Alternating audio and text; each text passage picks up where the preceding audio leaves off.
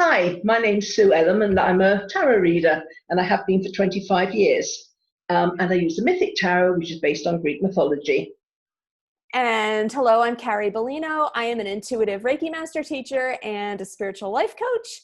And we are giving you practical advice, messages, intuitive for real world questions. So here is today's question.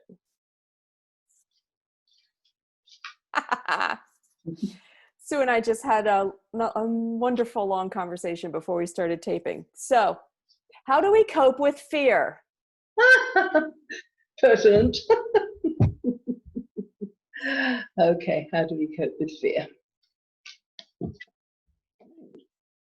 Oh, one fell out, and I haven't taken the cards yet, but the one fell out is chaos. And fear comes from losing things, losing control, people going, situations going, new things coming. So fear, a lot of it comes from our feeling of not being in control of our lives, things happening outside of us. And so we need to find a stability in our belief systems, something that's our core beliefs are strong, and then anything that goes on around us we can cope with. But we have to have strong core beliefs and not other people's beliefs. We have to get to that point. So that was interesting. We just got done saying, not 45 seconds ago, about how people tend to not employ their faith when they really need it most, or when the fear is there. We forget about the faith. Faith in ourselves, faith in God, faith in humanity, faith in health, whatever it is. Okay, all about fear here. All right, we're starting off here. We've got choices, and it's up to us to decide what opportunities we're going to go for. So are we going to buy into the fearful scenarios, or are we going to choose the ones that are more positive? You know, just because the world's going to hell in a handbasket doesn't mean that our own particular world has to. And because so many people believe in what they're told, which is quite often, you know, I always say about newspapers, they can't often get a person's age right. So how can they get everything else right? And a lot of it's got a twist one way or the other. So we have to make a choice. What are we going to believe? What resonates with us? And what makes us happy? If we believe in everything that's fearful, we're going to have a miserable life, you know. So try to take the opportunity of kind of something positive happening. Realize that we manifest our own reality, and people that are fearful, they say, oh, this is going to happen. It's bound to happen.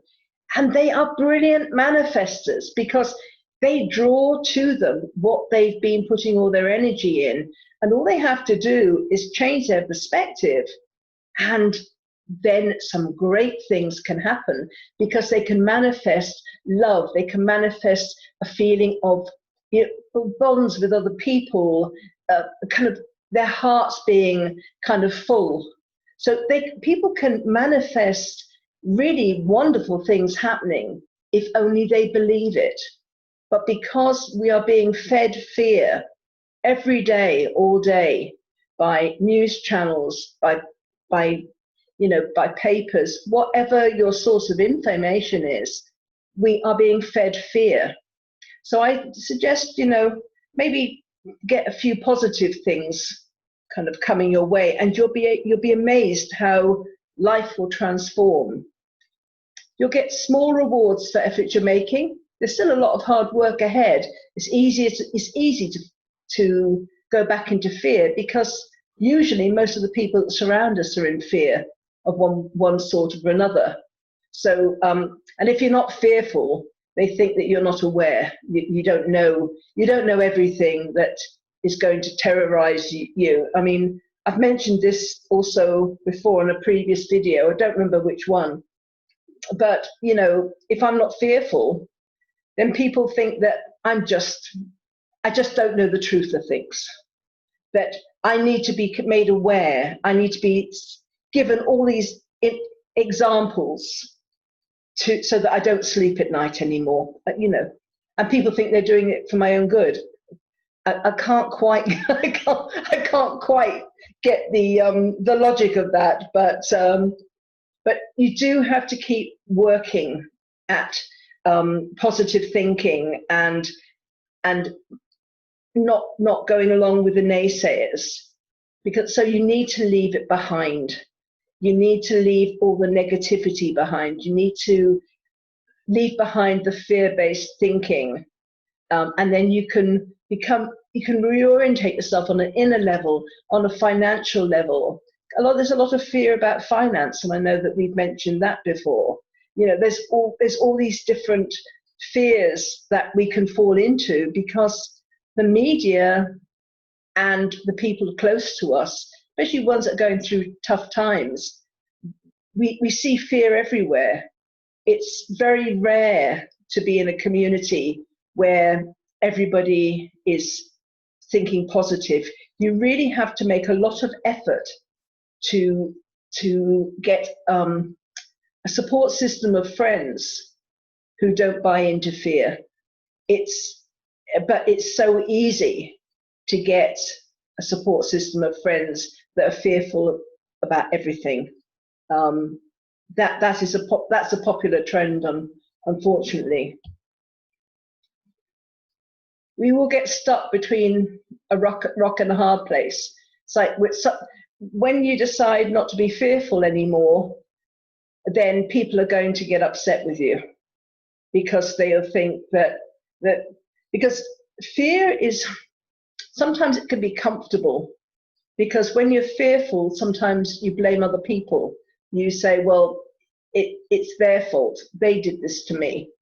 And when you start talking to your friends on a more positive level, saying you can change your own life and you can manifest a better reality, it means that in some ways they can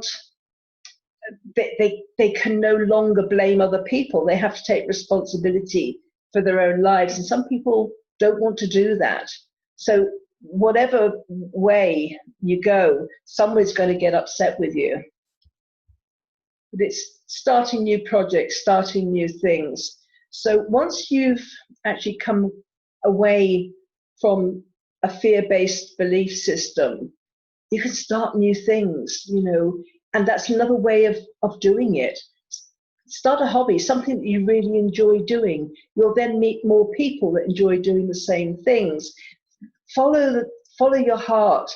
Maybe start a new business, but do things that excite you, because I think they say you can't get depressed after exercise. So it's this kind of concept.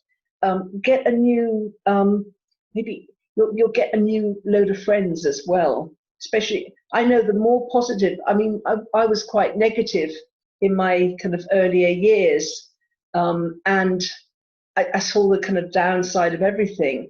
And then I made a turn. I became more positive, and then I found my negative friends just disappeared.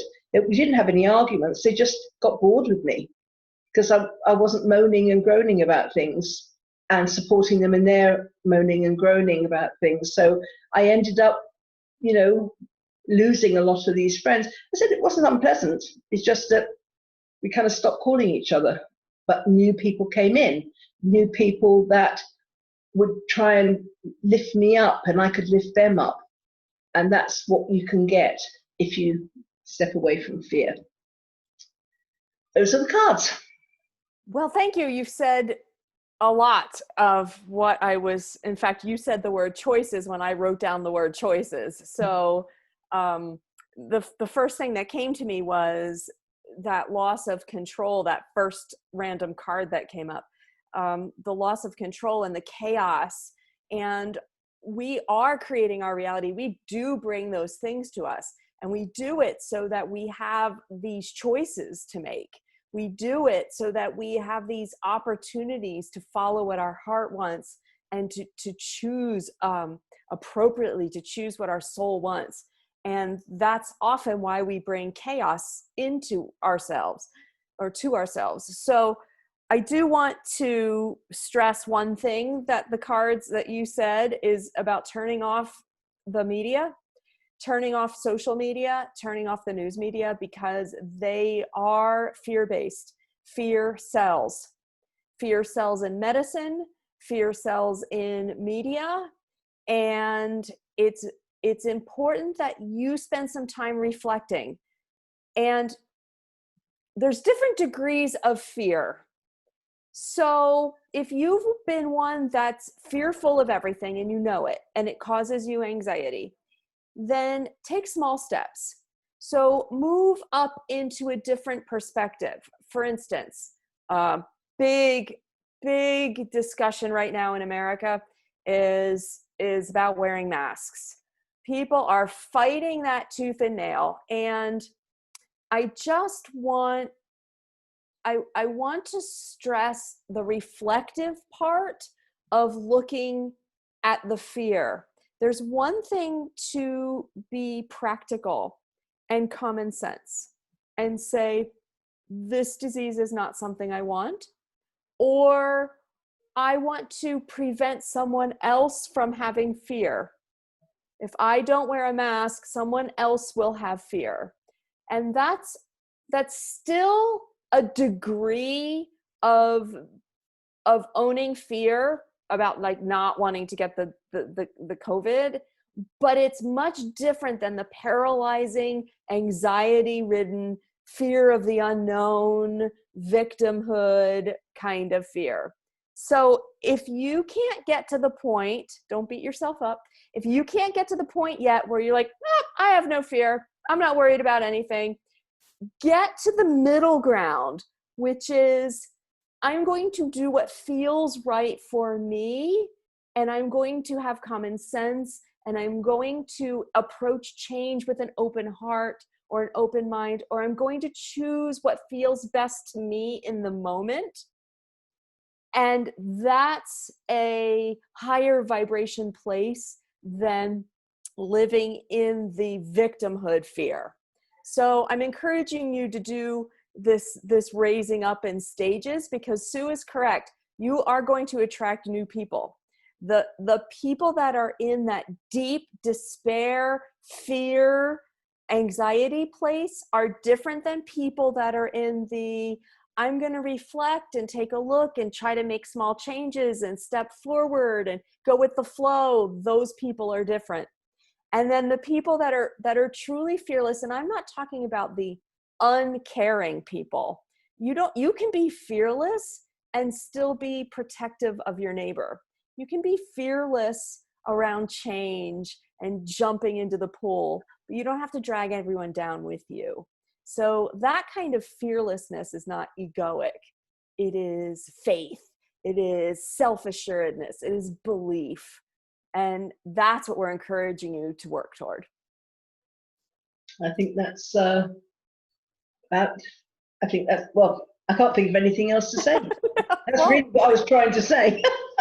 we've said it all. I'm very rarely speechless. Okay, thank you everybody for watching, and I hope that's helped. And please share this video if you have people in your life that can need a boost from fear. And as always, share and subscribe. Thanks. Bye.